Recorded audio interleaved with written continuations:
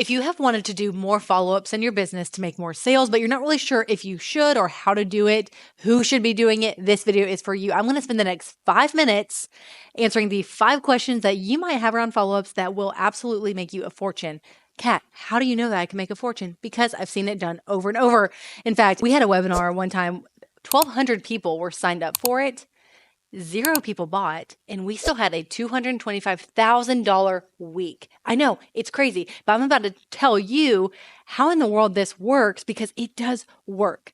Now, just recently on a coaching call, someone was like, how exactly do follow-ups work, and should I be doing them? Because it's heard around the business circles that following up is desperate, that it's only something that desperate people do, and that if you're kind of like cool and calm and, that it's just something that's too pushy or desperate. And that's not the case at all. In fact, when done right, follow-ups are amazing. So I'm going to answer 5 questions that you may be having about follow-ups to make you a fortune. Let's go. These questions are the who, what, when, where, why of follow-up. So first, who should be doing follow-ups? Well, I could really argue that everyone should be doing follow-ups for a couple reasons. Now, if someone tells you that they aren't doing follow-ups and that you shouldn't be doing follow-ups, there's a really high likelihood that they have so many leads in their business that they simply don't even have the capacity to have conversations themselves. And they haven't thought about having a sales team in place to do that.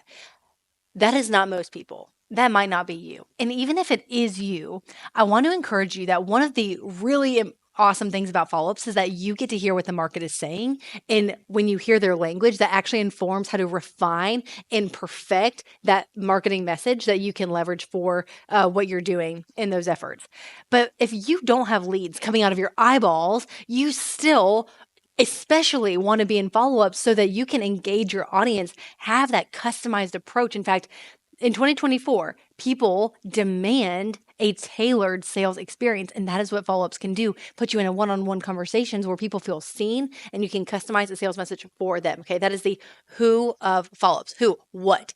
What do you do in a follow-up? Well, you address the direct conversation that you need to about your product or service. So if someone came through your webinar or a challenge, or you saw they showed interest on your website, you can directly talk to them about what they were talking about or what they were interested in.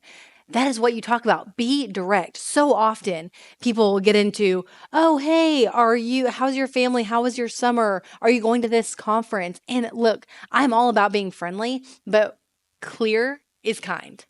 Clarity is kindness. So I really want you to focus on being direct, straight. You can be nice and say, hey, I hope you're doing so well. I saw that you showed interest in this offer. You applied, or I saw that you downloaded this thing. Have you thought more about joining this program? That is a super nice, kind message to send. And if you did it with a voice memo, because you have their phone number, or you're on Instagram direct messages, maybe you're on email and you want to send a Loom, which is like a video message, you can absolutely do that, but be direct. So that's the who and the what.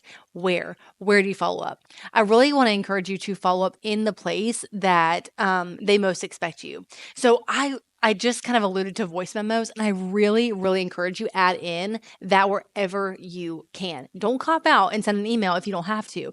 I really want you, if you have their phone number or their Instagram DM, to send a voice memo. Why? Because the words you say in a message are only 7% of what people hear.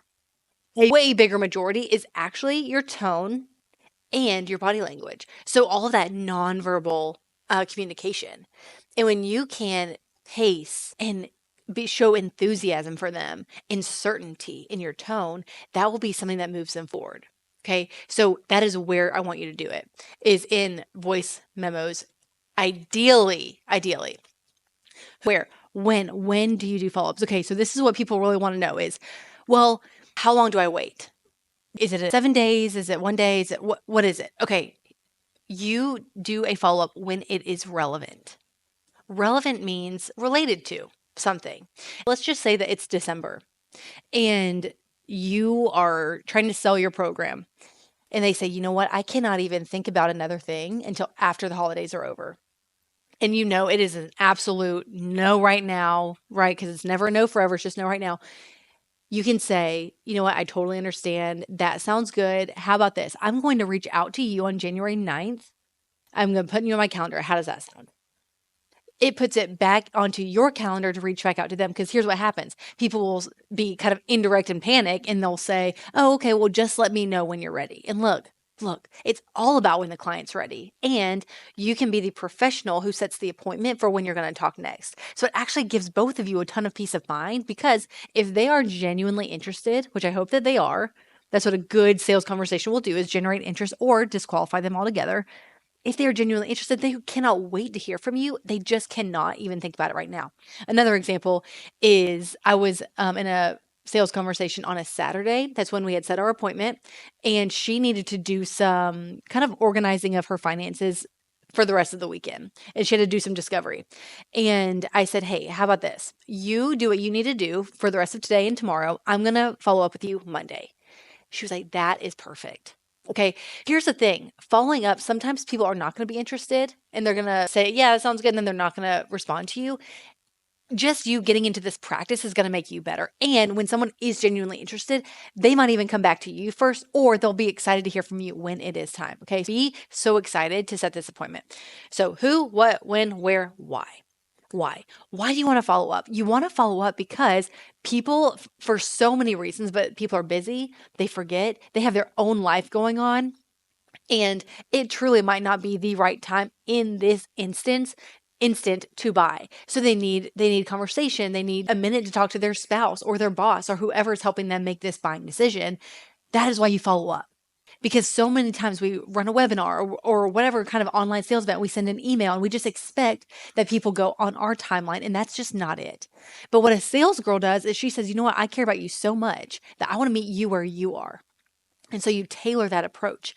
And you might not have to do this forever and ever and ever. Maybe you'll set a sales team in place to do this, but at least if you get into the practice of this, you can pick sales up off the table left and right, because that's exactly how I opened this up, was by telling you how this is possible. Webinars and strategies like that are very challenging to do. They're possible and they're so amazing, and they take some time to really refine. So what you can do is, when you are getting people signed up for these things, maybe they buy, maybe they don't buy, but you have a list of people that you can now follow up with, and you find out, why did you buy? Or why are you interested in buying? Why didn't you? And you can ask it in your sales girl way, where you're just so curious. What makes you interested? Is there anything that's holding you back? Is there anything keeping you from moving forward? And all of a sudden you get this information, and that information can be used for your next sales process or event, or it can be how you handle an objection that's actually very easy to solve. And all of a sudden you have the keys to the kingdom, their future, because you sold to them. And that's exactly what we had to do that one webinar where 0 people bought. We took conversations and we put it on Instagram and organic content, made podcasts about it. And all of a sudden, people overnight were buying $225,000. This was back in 2021, and it happened many, many, many times over, because, well, skills are what go into strategy, and skills will save you when strategy fails. Okay. So I hope this was helpful. If you want to know more about follow-ups and you're like, wait, I feel like I need to hone this skill and really get good at sales conversations in the follow-up format, we have a really cool download for you called Follow Up Flow. It goes into all this in way more in depth. And honestly, just get it. It will save you so much heartache. It will help you leverage what's going right with your sales strategy and fill in those gaps and still make sales. This is what we call earning while you learn. I'm so proud of you. I cannot wait to see you in the next video.